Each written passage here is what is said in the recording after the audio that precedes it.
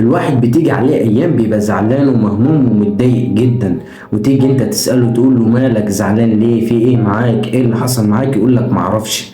تقوم انت ترد عليه وتقول له انت باين عليك مجنون، باين عليك فيك حاجة في دماغك، وتجرحه بكلمتين في وقت زعله وفي وقت اكتئابه، بسبب انت معرفش هو ماله، في ايه اللي حصل معاه. ممكن يكون هو زعلان بحاجة نفسه فيها او حاجة عايز يحصل عليها، بس خايف ان الحاجة دي ما يحصلش عليها، او الحاجة اللي نفسه فيها ما تجلهوش، بس هو زعلان في نفس الوقت. المؤمن دايما مصاب، وانت الوقت ده هيجي عليك مرة واتنين وتلاتة واربعة لحد ما نموت، علشان المؤمن دايما مصاب. طب والحل ايه؟ احنا نفسنا في حاجات كتير بس مش ضامنين ان احنا نحصل عليها في المستقبل. اقول لك من الاخر، احنا ما عندناش يقين بان 1% بان الحاجة اللي احنا نفسنا فيها ان احنا نحصل عليها في المستقبل. احنا عايشين في الدنيا دي بنستكشف بان الحاجة دي هتبقى لينا ولا لا، ومع مرور الايام بنبدأ نستكشف ان الحاجة دي بقت ملكنا او مش ملكنا. احنا ما عندناش يقين ابدا ابدا، والمفروض ما يكونش عندك يقين ابدا بان الحاجة اللي انت بتحلم بيها هتكون ليك ولا لا. انت يا دوبك ممكن تضيع عمرك على حاجة انت مش ضامن هتبقى ليك ولا لا. طب وانا اعمل ايه؟ اقول لك بص، هجيبها لك من الاخر، واجيب لك ذكرى جميلة تقوينا على الدنيا، أو يعني نرجع بذكرياتنا من زمان شوية، اللي هي بتقوينا على الدنيا وتدينا باور إن إحنا نقدر نستحمل ونقدر نستكشف حاجات كتير كتير، وتخلينا نقدر نحقق اللي نفسنا فيه.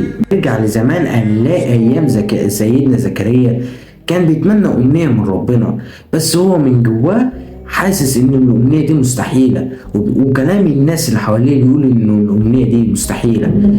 السبب ليه؟ ان هو كان كبير السن ومراته كانت عاقره، وهو كان نفسه في حته عيل زي اي اب وام نفسهم في طفل، بس هو كان كبير السن ومراته عاقره. يعني بمعنى اصح الفقر عارف طريق صحابه، يعني كانت متقفله من هنا ومتقفله من هنا.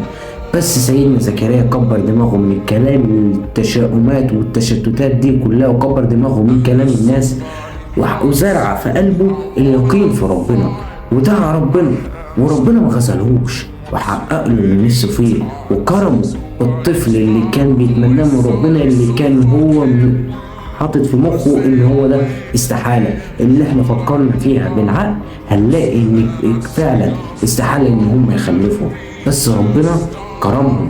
فانت ما تعلقش قلبك بالاسباب، علشان انت لو علقت قلبك بالاسباب ربنا هيسيبك. انت علق قلبك وربنا، ربنا هيسخر ليك الاسباب. انت المفروض تزرع في قلبك اليقين في ربنا، وبعد ما تزرع في قلبك اليقين في ربنا ما تزرعش في قلبك اي حاجة تاني. ازرع في قلبك في اليقين في ربنا، وابدأ استكشف وتعلم حاجات كتير. ممكن في يوم في الايام الحاجة اللي انت نفسك فيها وبتدعي ربنا بيها ربنا يكرمك بيها، وربنا عمره ما يخذلك ابدا، علشان انت حبيبه، وربنا كرمك عن اي حاجة تاني في الدنيا. فانت ما تنساش ان ربنا جنبك، وزي ما انت بتطلب من ربنا حاجات كتير مفيش اي مخلوق في الدنيا يقدر يستحملها ولا يقدر يستحملك انت من اساس. شوف ربنا طلب منك ايه ونفذه، وما تزعلهوش منك. انت لو بتكلم بنت وطلبت منك كارت شحن ب100 جنيه، هتجري على فوري وتشحن كارت شحن ب200 جنيه علشان تبان ان انت الواد الجنتلمان اللي مفيش منه في الساحل الشمالي. فانت ما تزعلش ربنا منك، وشوف ربنا طالب منك ايه واعمله ونفذه، علشان ربنا يحقق لك اللي نفسك فيه، وربنا يوفق الجميع.